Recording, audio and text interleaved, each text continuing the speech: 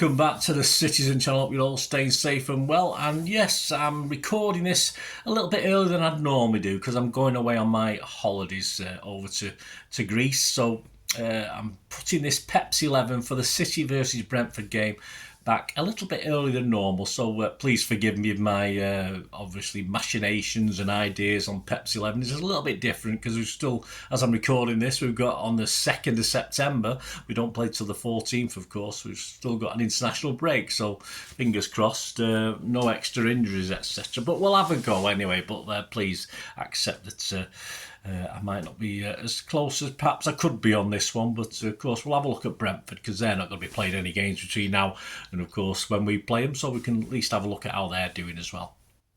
So please join me and let me know your thoughts, let me know your score predictions.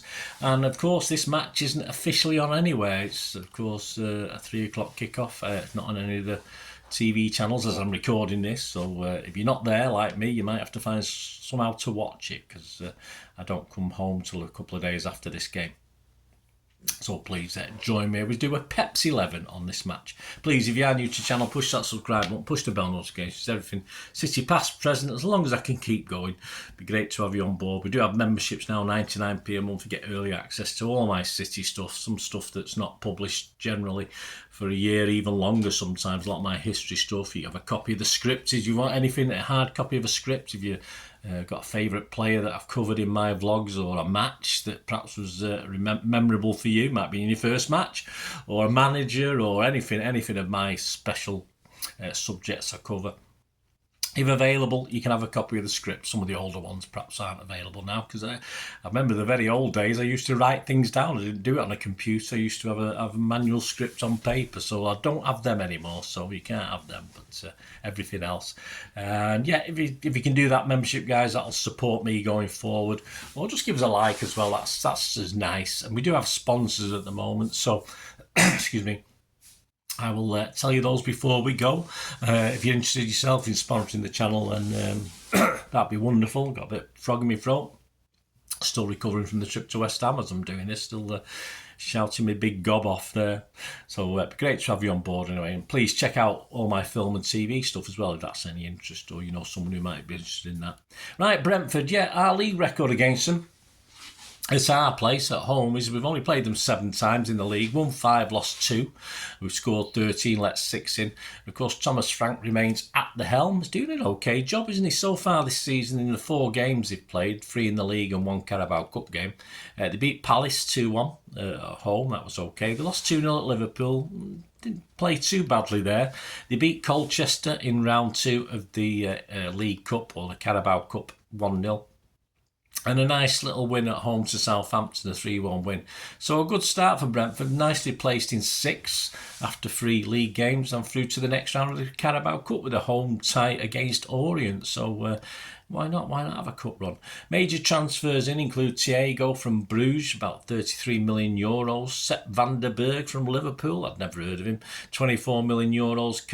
Cavallo from Liverpool, €23 million. So they've been nicking players off Liverpool. Nunes from Gremio was €12 million as well. Of course, major outs include Tony, who's just now confirmed that he's going over to Saudi for the old oil dollar, and Raya are the major outs, of course, who's gone to a slightly bigger club, hasn't he, Raya? Tony watched on from the stands as not a bad game, actually, end-to-end stuff most of the time when they beat Saints 3-1 in the last home game. So, like most of last season, of course, Frank's boys perhaps won't miss him as much as some think they will, or they certainly didn't last year. They weren't high up the league, but they were well clear of the relegation zone. And I think the Bees should have enough to survive again this season. And a little cup run, as I said, will do the fans and them no harm, whether it's a Carabao Cup or the FA Cup. Brentford's home and away form, not markedly different. Thomas Franks has a similar principle home and away, so I think this will be a good challenge for City. They run us tight, haven't they, last couple of years? They beat us the year before last, and of course it was a narrow victory for us last year, just 1-0. So it'll be an interesting challenge for City returning from the international break, hopefully with a fully fit squad. So that brings us, of course, on to Pep's 11, which I'm going to have a quick look at. Our lineup in our last league game against West Ham: Ederson, Lewis, Akanji, Diaz, Guardiola, Kovacic, De Bruyne, Bernardo, Doku, Grealish and Haaland. Our subs: Ortega, Walker, Stones, Aki, Rodri, Gundo, Nunes, O'Reilly and McAtee.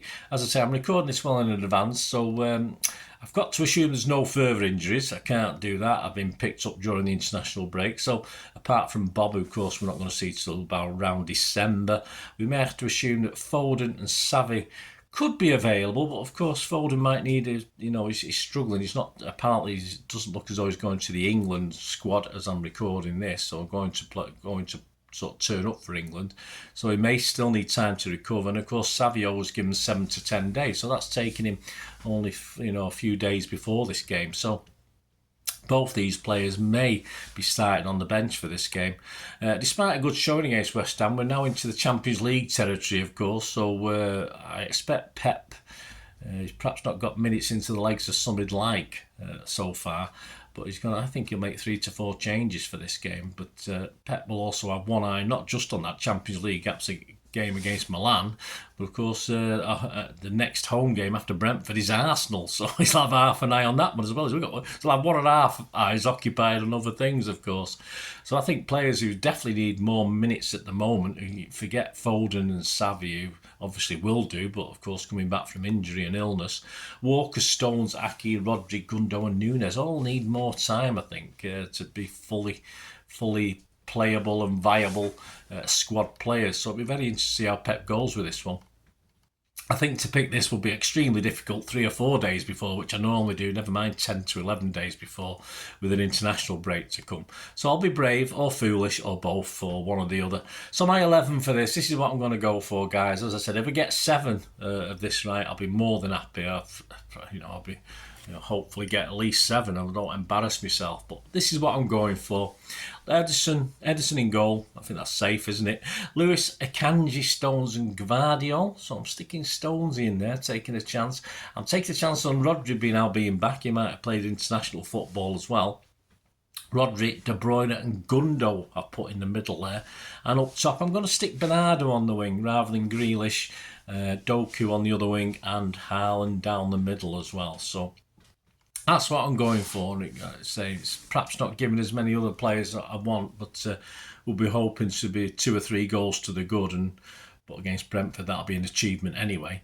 And bring other players on for 20-30 minutes or so.